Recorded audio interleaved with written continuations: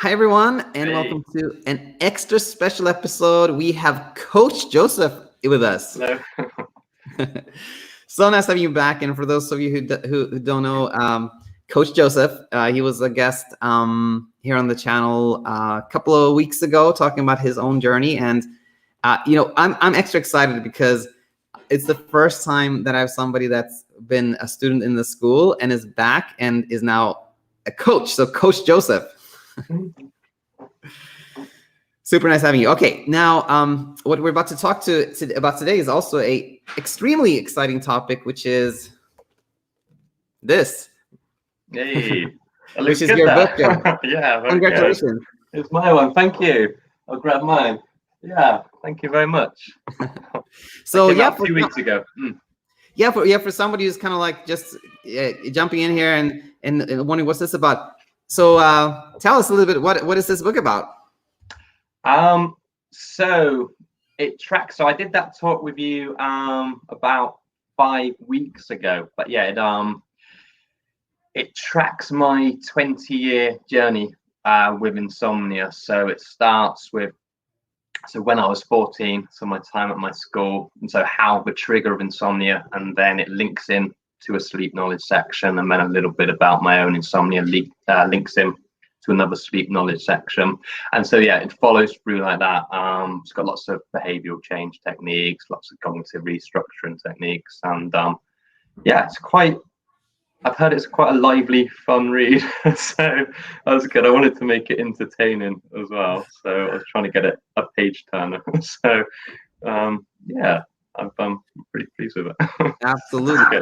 Mm. I totally agree. I think the way, if somebody would ask me about it, I would say it's probably like 80% is like autobiographical and 20% is kind of like teaching, something like that, right? Mm-hmm. And um and yeah, you're absolutely right. Like the book is it's a page turner for sure, because it's about your life. It's real, and it's like I think even if you haven't had insomnia, there's still so much of this thinking that you can, like illogical thinking that you can pick up on, that in hindsight you're like, how could I think that? But in the moment, you thought that way. For example, like now people are wondering what. So maybe you can share about like one thing that comes to mind is like the whole teepee thing, for example. Is this with the higher inside of it, or the when I was on the island with The the island. orcas? On the island, yeah. So that was in the book. So I hadn't slept in the UK, so I got a job out in America in the San Juan Islands, teaching theatre over there, and I was staying in a Native American teepee tent when I was doing that. So basically, I upstick my whole life to move to America to live in a teepee and teach theatre. And yeah, for the first month I was out there on this island in the middle of nowhere, surrounded by orcas on this Native American camp.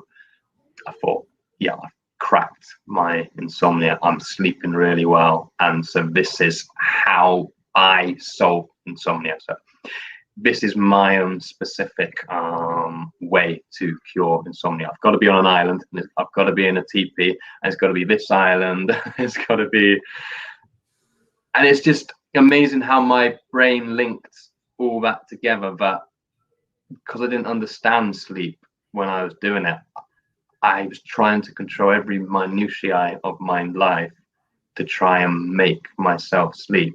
And by being on an island in America, that's where I thought I'd found it, until yeah, it all came crashing down when I had that one bad night of sleep, and which I talk about in the book. And then suddenly the island stops working, and everything that I went there. So I traveled 10,000 miles to be there. It worked for a month, and then all of a sudden, once I stopped sleeping again, then I would be home again to start sleeping again.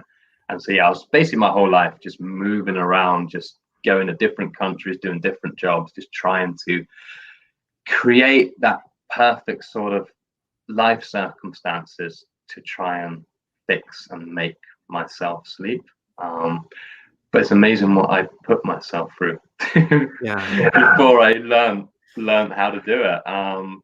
But yeah, I was, and I had that belief for 20 years that everything that I was always just out on my reach, that I'm nearly there. I need to get everything perfect, and then I'm gonna sleep, because I just didn't know what I was doing the whole time. Yeah, no, well said. And like, and again, if you've had trouble sleeping, I think you will just so recognize yourself in this book. And but even like if you haven't, like you know how people, for example, like they watch a game with their favorite soccer team, let's say, and they wear red cap, and then they're like, aha, it's the red cap. Of course, I always have to wear this red cap when my soccer. That's how like we all have those tendencies sometimes to just become focused on one thing, like sleep, and then that isn't very helpful. But I think everybody can recognize themselves again. But another thing I want to say, at the time I didn't realize that. I thought if you'd have asked me, I said, no, I'm not superstitious at all, you know. But it was like my whole life was dominated by these superstitions, because I was so desperate for sleep that if I didn't have that hot bath, or if I didn't have that kiwi fruit, or if I didn't have that, and just all that thought patterns, I was constantly linking in a night of good sleep to a behavior that I'd done, and just the whole list of behaviors and thought patterns just mounted and mounted and mounted until I was buried underneath them at the end of it all. Yeah, so it took a long time to unpick. And for again, everyone who wants to hear the full story, like check in the success stories playlist, you'll hear Joe's full story. But eventually you came across a CBT, a CBTI, and like everything changed, and you've been doing really well, and you've written the book, etc. But I wanted to stay on topic of the book a little bit, and talk about how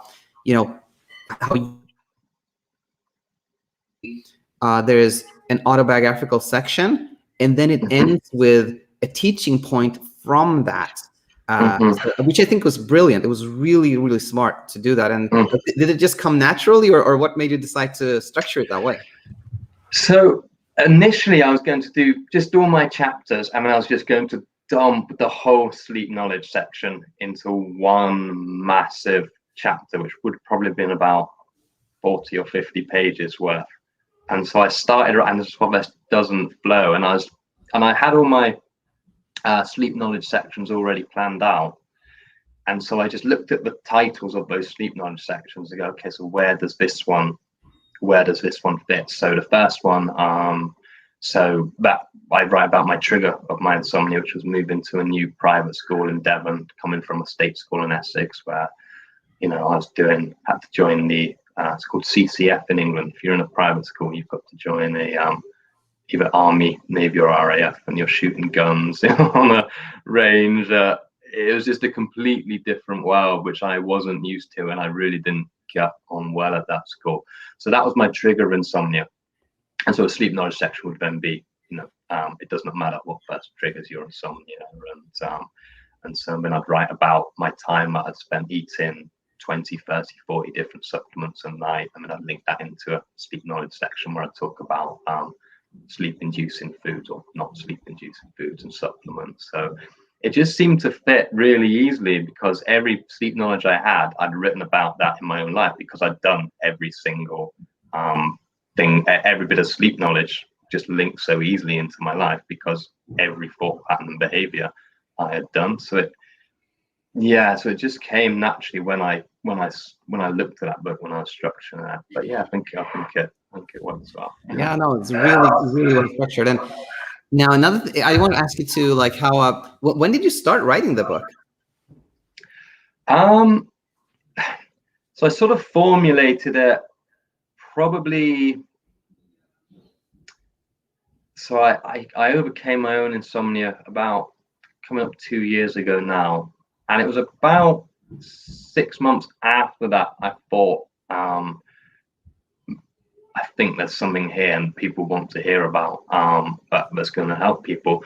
But I didn't want to do it because I'd just come out of my own insomnia for 20 years, and just the thought of going back and think, because it was just so relieving just to never think about sleep again once I'd kind of put that behind me, to then go and sit in front of a laptop and then write my stories. So it is the 6 months I kind of first had the idea, and it was probably about a year after my ending my insomnia that I actually started putting the first draft down. So it's taken about a good 9 months to a year to get it from absolute just mess to the controlled and structured thing it was today. But yeah, so it's probably about a year of that.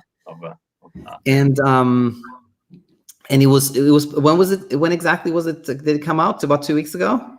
About 2 weeks ago, yeah. So exactly. It's hit the shelves 2 weeks ago. I got someone comparing it to The Power of Now. Oh, really? I'll take that. I thought, okay, yeah, no. Well, that's not a bad thing. That's amazing. Like, yeah, to be mentioned in the same sentence might be, but all right, I'll take it for now. That's good. That's fun. I was happy with that. Yeah. And how it's a long process, right? You start thinking about it, you have an idea, you actually start typing, and finally, like you're like holding it in your hand. How did that feel?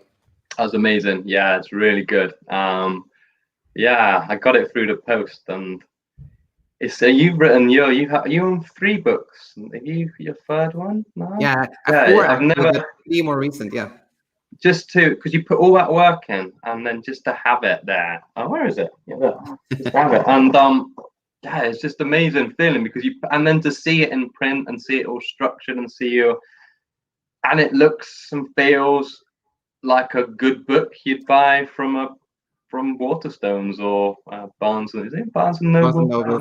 Yeah, I thought, wow, that's me. But I think because you spent so long on it and spinning on each chapter and get it until you actually see it, because I had it on Kindle and I was reading it on the Kindle, but it didn't feel real when it was on Kindle until I actually got it in the post. That's when it felt real. And it was, yeah, had a couple of people around me when I opened it. And yeah, probably one of the most proudest moments of my life. And yeah, I think it will help people. So. Special moment for sure.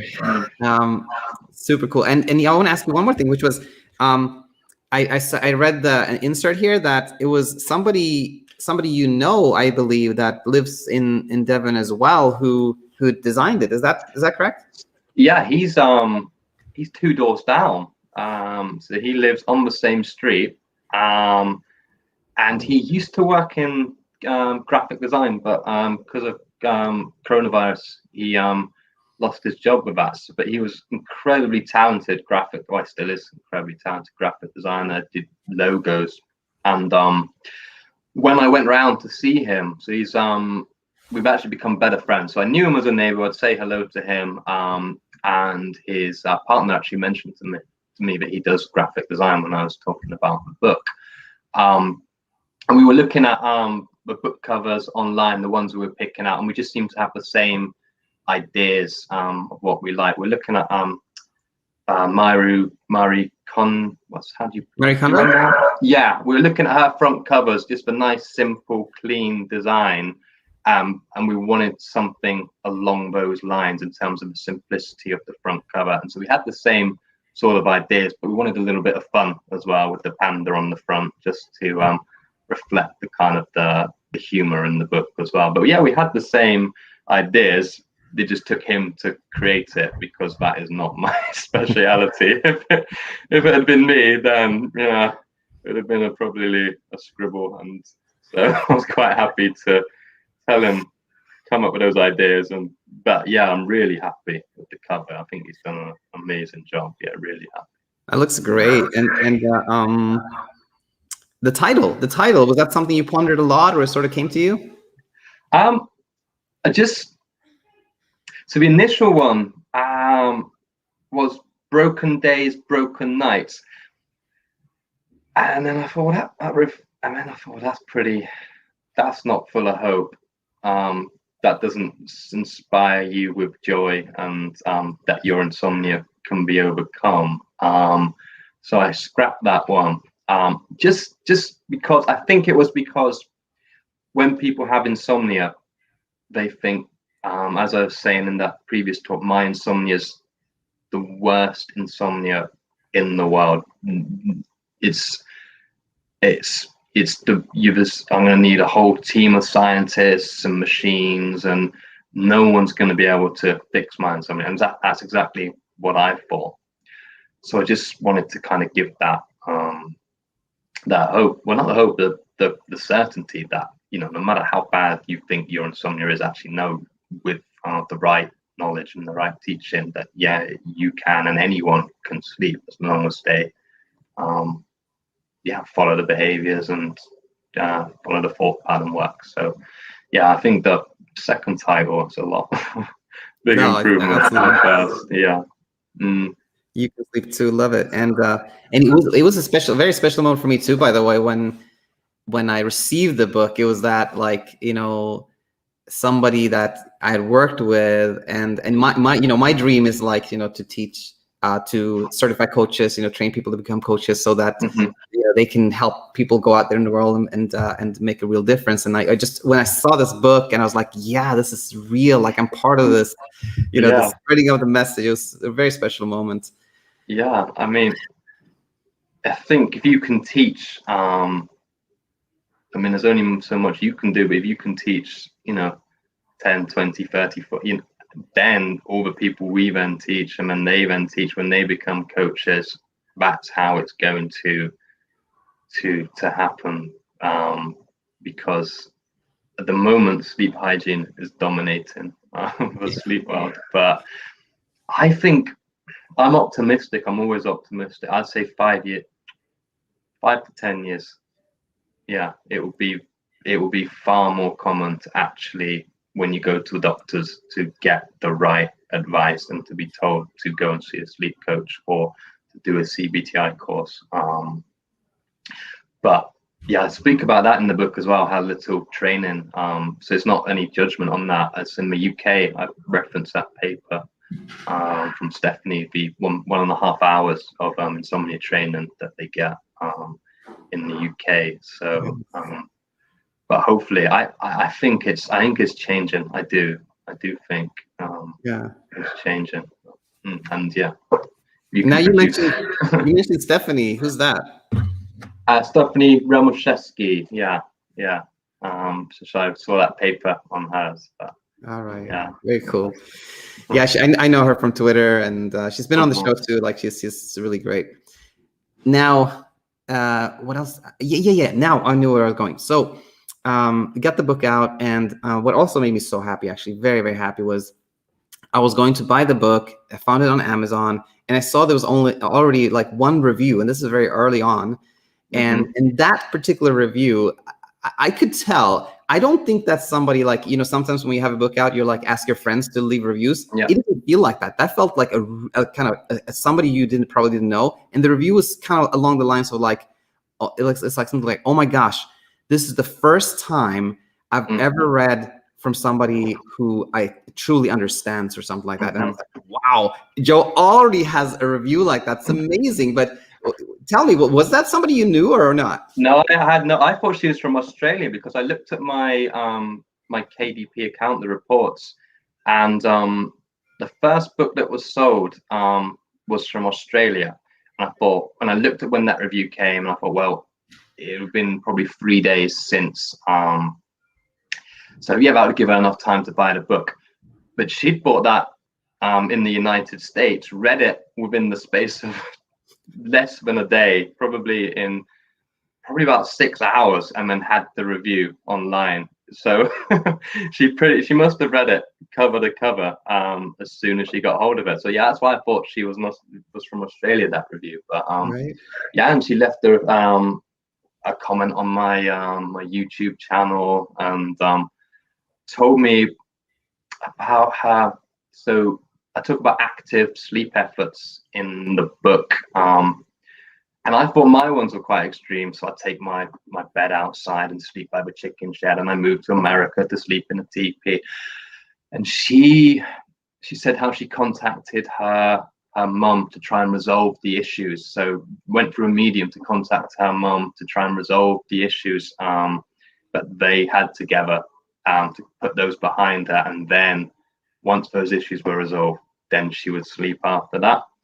And so, as you said, it just made me feel less like that what I was doing wasn't just hearing someone else going through exactly the same as what she had gone through, just I can't remember the exact words she said, but it just sort of made her feel that actually it's incredibly normal. You told me about that the person who caught the flight to Japan as well.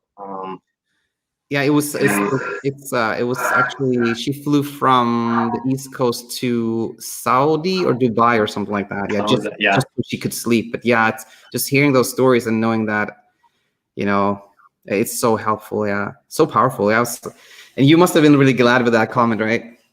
Oh yeah, that made it worthwhile. The whole just, I mean, I want to help millions because that's the because a book can I mean, I need sleep too, so I can't see millions of people, but just knowing that it's done once so far, and well, I've got 5 reviews now, and I've heard a few comments on my YouTube channel. So I've heard back from probably, it's been out 2 weeks, and I've heard back from probably 7 or 8 people so far. So that's 7 or 8 people, plus the people they know and live with and their family. So yeah, it's worth it already just from those eight people that I've helped. Same here. Like, I remember actually, I have the exact same mindset. Like, I really want to make a difference, but if I only help like one person, that's great too. I remember when I started my YouTube channel, the first subscriber was my dad, the second subscriber was my brother-in-law, and the third one was like a random person. And I was so happy. There's like one person out there who decided to subscribe to my YouTube channel. I was like so excited about that. And I remember that. How many subscribers do you have now? So in the thousands? Yeah, I think like 2,300 something, which is amazing. Yeah. But still, like, if you compare to like their YouTube channels with like hundreds of thousands, like, so like we have a lot more work to do. Speaking of which, I know that you eventually want to start coaching, right? But that's not going to happen immediately. What's going on there? So I want to formulate.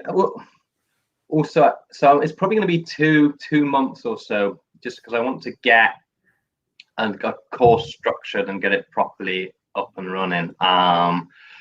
And I've been roped in for 6 days a week surf instructing as well.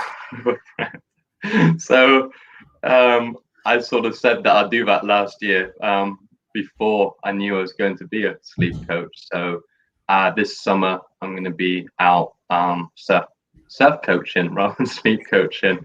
And I think once I've done 6, it's going to be 7 days because he never gives me a break because I can't ask for one because he's a friend as well. So so it's going to be 7, and I just think I'll be dead on the laptop if I start immediately. But he's going to have to do without me next year because as soon as that's finished, as soon as summer holidays are over, I'm going to be getting on the sleep coaching. But yeah, in the meantime, I'm going to formulate the course, keep reading up, keep learning, and then get onto it. Probably looking at June, July, August sometime. Yeah. Very cool. And are you thinking? Maybe you haven't thought about this, and in which case you can just tell me that. But are you thinking of doing like sort of a video-based curriculum where your clients get like a video or 2 every week, and then they have something? Or what are you thinking? Initially, so it would be 1-to-1, and I'll supplement it with also. But I think I'm going to be getting 95% of my people from the book. So the majority they're going to have that sleep knowledge. So I think initially that's going to make it.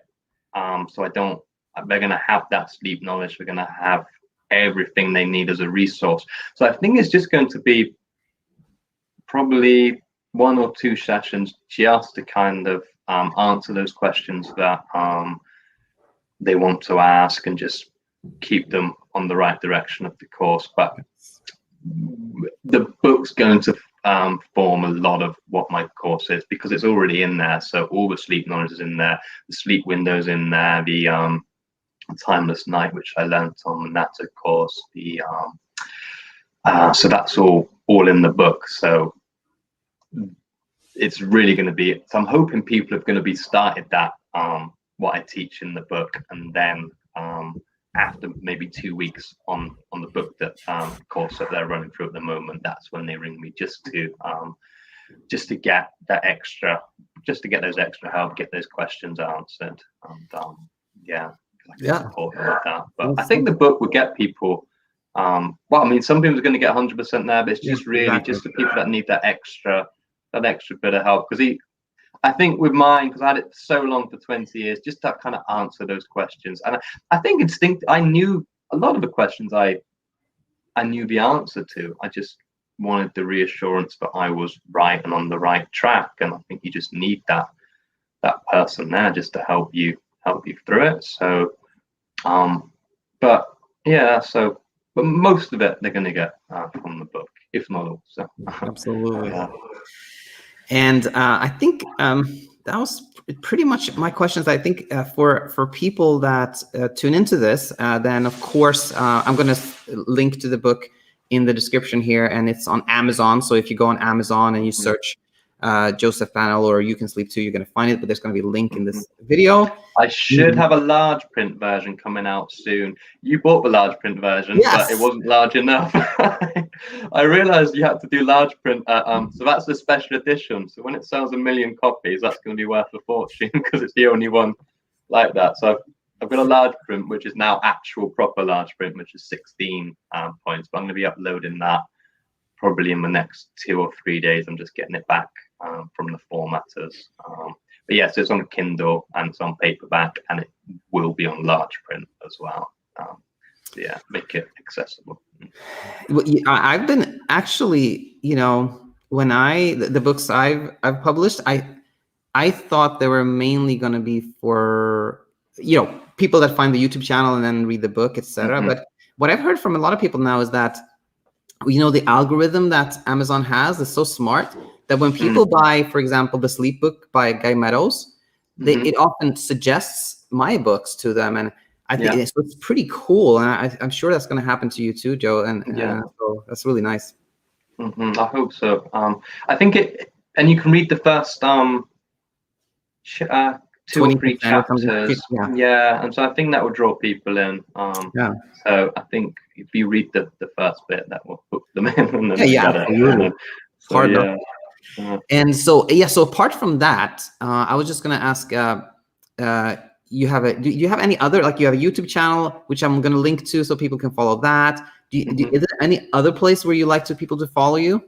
So I've got my website as well. So I've got so youcansleep2.com, which is the website. And I've got my Facebook page as well. So if you type in You Can Sleep Too on that, so I've got YouTube channel, Facebook page, and a website as well. So got it. All over the Too, again, You Can Sleep Too is the YouTube video. It's the website, YouTube and the website. Page. Yeah. No, the YouTube channel is my name. Joseph Pannell is the YouTube channel. So PANNELL is the YouTube channel. Yeah, well, I will link to. We'll link to all of it. So yeah, I'll just say it was again super exciting, and good luck, and I look forward to having you soon. We should do an open class soon. Just answer questions from people. Yeah, that'd be great. Yeah. Where are you going to be surfing, by the way, or teaching? So my beach is great for teaching people. It's probably one of the best. So I live on the coast. It's about 1.5 miles from mine. So it's a big, open, sandy beach. Probably one of the best beginners beach in the country for teaching people surfing. And it sounds glamorous, but it's mostly little kids, and then you've got to just stop them bobbing around in the ocean. It's not like the films. It's all right. Yeah, it sounds a lot more glamorous when it is. But it is good fun. I love it. It's great. But yeah, sleep coaching's my. Enjoy it as much as you can, and then I'm so excited to follow your sleep coaching career, and we'll be in touch and learn from each other, help each other, and all that. That'd be great. Lovely. So thanks so much for coming on, Joe. Okay, thanks very much. Cheers.